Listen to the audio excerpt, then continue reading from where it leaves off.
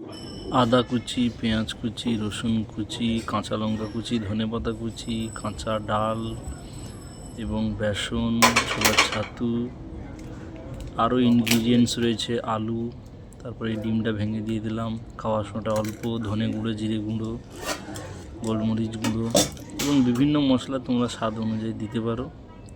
ব্যাস, এবার এটা মেখে তারপরে একদম কোনো জল দেওয়া যাবে না, এইভাবে করতে থাকো।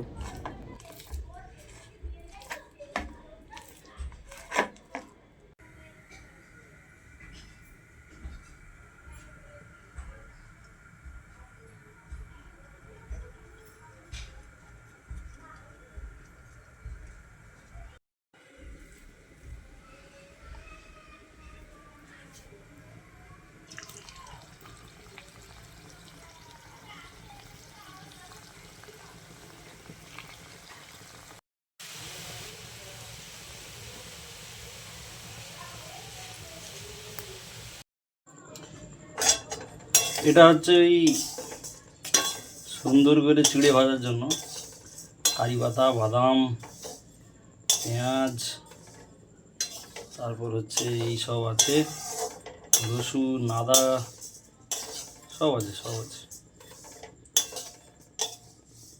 আর এই যে হচ্ছে পকোড়া, দারুণ করে ভাজা। এই যে আগে চিড়েটা মুচমুচে করে ভেজে নিচ্ছি, কারণ চিড়ে যদি তেল দিয়ে ভাজো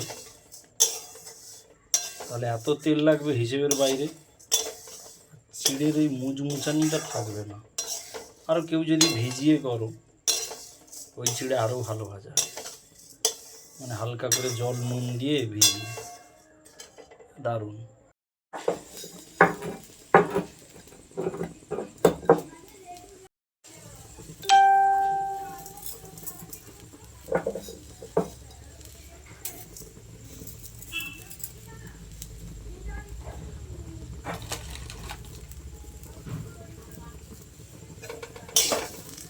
নুন চিনি ছড়িয়ে দিলাম, দারুণ হচ্ছে মোটামুটি। সবাই চাইলে একটু বাড়িতে সবাই করে মোটামুটি খেতে পারো। এবার হচ্ছে চাট মশলা, ঠিক আছে।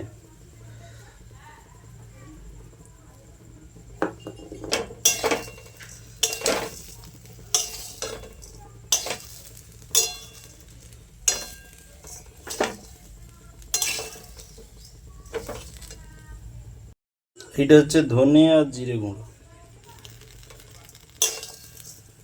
একটু চানাচুর ফিলিং আসবে। পুরো রান্না দেখাতে পারি না, একা হাতে পুরো রান্না দেখানো যায় না, একটু খাচ্ছি সবাইকে একটু দেখিয়ে দিলাম, তারাও যাতে বাড়িতে করে। এইবার হচ্ছে আসল জিনিস পড়বে, ঝর্ণা গাওয়া ঘি। ও ঝরে ঝরে পড়ছে।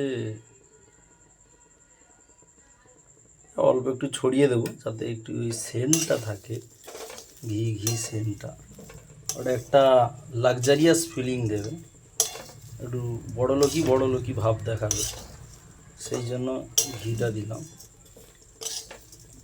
আপনারা চাইলে সর্ষের তেল দিয়েও করতে পারবেন। বাড়িতে করে একবার খেয়ে দেখুন, যাকে খাওয়াবেন সে নাম ফাটিয়ে দেবে একেবারে।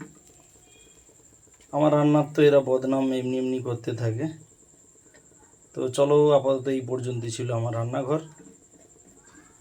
তো ভালো থেকো, সুস্থ থেকো, সবাইকে ভালো রাখার চেষ্টা করো, এবং খাওয়ার জন্য বাঁচো না, বাঁচার জন্য খাও।